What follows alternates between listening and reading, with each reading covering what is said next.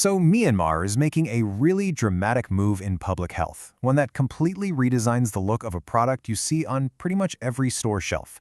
We're talking about a brand new law that changes everything about how tobacco is packaged and, well, how it's perceived. It really begs the question, right? Can something as simple as changing a little box actually shift the health of an entire country? It's a bold idea, for sure, and Myanmar is about to find out. All right, here's how we're going to walk through this. First, we'll look at the revolutionary redesign itself. Then we'll dive into the anatomy of these new warnings. After that, we'll get into the whole purpose behind it, talk about the tough fight to make it happen, and finally, look at what this means for the future of tobacco control. Okay, first up, this revolutionary redesign.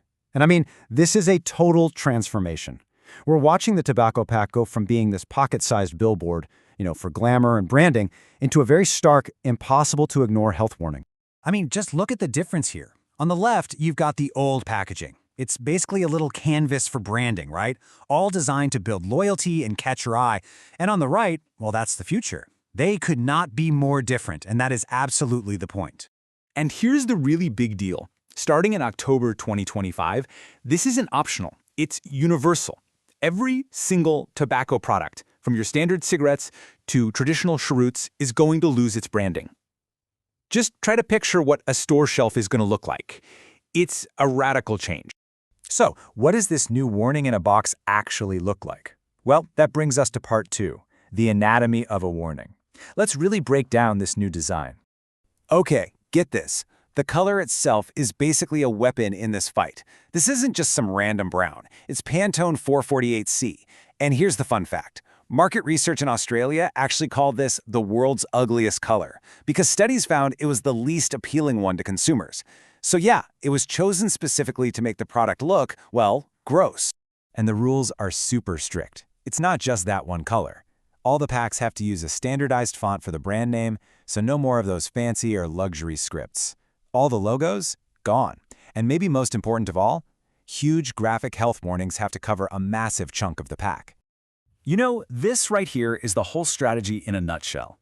The package isn't selling a lifestyle anymore. It's being forced to become a billboard for public health, and it's delivering a clear, unavoidable message every single time someone picks one up. Which, of course, brings us to our third section, the purpose of plain packs. Why do all this? What's the public health crisis that makes such a drastic change necessary? And believe me, the stakes are incredibly high. Every single year in Myanmar, thousands and thousands of lives are lost to diseases caused by tobacco. Not to mention the massive economic cost of all that healthcare. This isn't just some abstract policy debate. It's a full-blown national health crisis. So the goals here are crystal clear. Number 1, make tobacco less attractive, especially to young people who are the most vulnerable to slick branding. 2, make those graphic health warnings the main event. Without a bunch of distracting colors, they really pop. It also gets rid of misleading words like light or low tar. And finally, it brings Myanmar up to speed with the global standards that the World Health Organization recommends. It all really comes down to this idea of, and I'm quoting here, effectively stripping away the promotional power of branding. The entire goal is to neutralize the package, to take away its power to persuade you or attract you.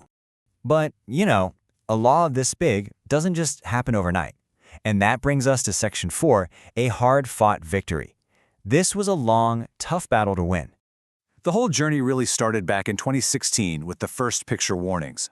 But the big move to plain packaging, which was supposed to happen in April 2022, was met with some serious resistance.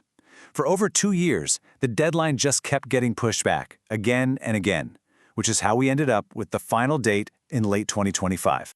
So what was the holdup? Well, the tobacco industry lobbied hard for those delays. Officially, they said it was because of logistical problems, things like needing new equipment and not having the capacity to make the changes that quickly. For public health advocates, just getting past that resistance was a huge win. So the law is finally happening. But what comes next?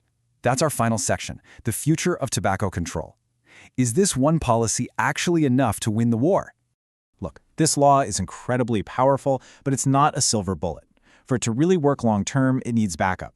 That means strict enforcement to make sure everybody's following the rules, big public education campaigns to spread the message, and smart tax policies to make smoking even less appealing. But the impact of this could go way beyond Myanmar's borders. And this is what's so exciting. By taking this huge step, Myanmar is really setting a new standard for the whole region. It's sending this powerful message that public health can and should come before industry profits. So we end up right back where we started, but with a totally new question. Myanmar has made its move. It's drawn a line in the sand, and the question for everyone else now is, who is going to follow their lead?